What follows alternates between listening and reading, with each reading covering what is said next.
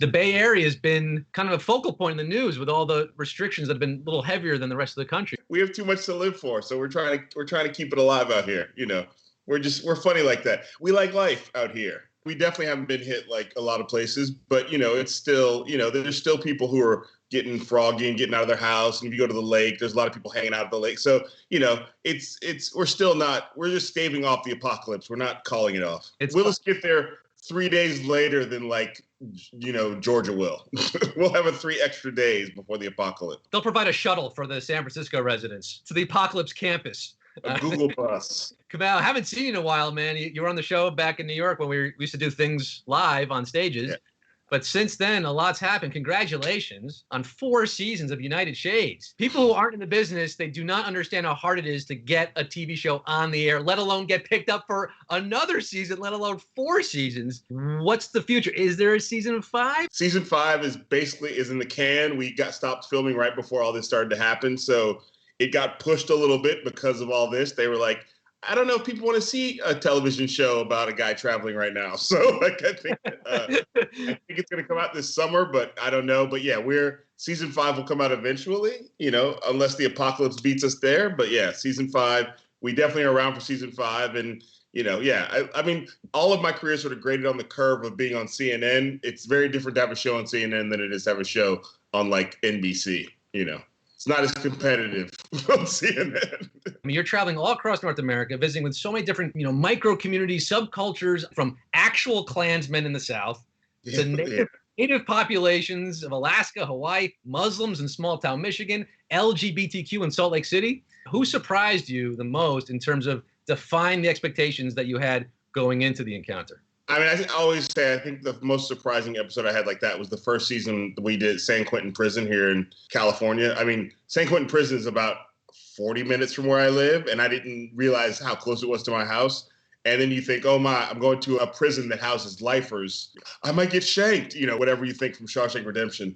And then it was just a bunch of cool dudes, and you very quickly and then go, oh, our prison system is screwed up because these are dudes who've been in prison since they were a lot of them since they were 18, 19, 20.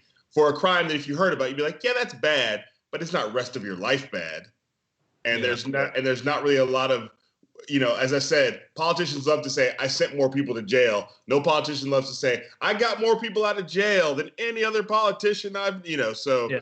It's sort of a sad state. And it's you really recognize how we're wasting a lot of our potential in this country by putting people in prison. I mean, if you look at other countries, the way they do prison is a lot different. Even in Norway, the longest sentence you can get is 20 years. Now, at the end of 20 years, if you're still not great, they will keep you in for another 20 years. But there's no such thing as life in prison. It's not a thing they do there. So, and, prisoners live in 1-bedroom apartments with televisions and things, as opposed to 2 in a cell in San Quentin, like we saw, in conditions which is why COVID is spreading so fast in prison, because there's no place to social distance from anybody.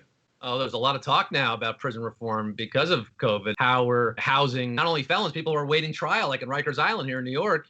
These are people not even convicted of anything yet. I mean, if you found out the things that people were currently housed for, you'd be like, wait, I don't for a bench warrant or for a ticket, because you couldn't afford to pay the ticket, so you're in jail, and because you can't afford to pay the bail, you're still in jail, and now you've lost your job and your families, and you're losing your family. It's ridiculous. I was surprised to learn from watching United Shades that Milwaukee is the most segregated city in America. I went to school in Baltimore. I thought they took the cake on that one. No, I mean, well, admittedly, there's a lot of cities in this country that want to be number one. So it's just Milwaukee has been so segregated for such a long time.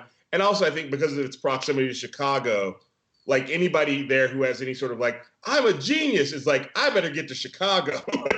It's got that brain drain thing happening. A lot of cities next to big cities, major cities have. That's what I like about the show. I didn't know that about Milwaukee either until we actually started. Somebody in the producing room pitched that idea, and I was like, Milwaukee? And I'd grown up in Chicago, and I had no idea. So the greatest thing about the show is that you're actually watching me learn in real time on the show. Laverne and Shirley, it ain't over there. No.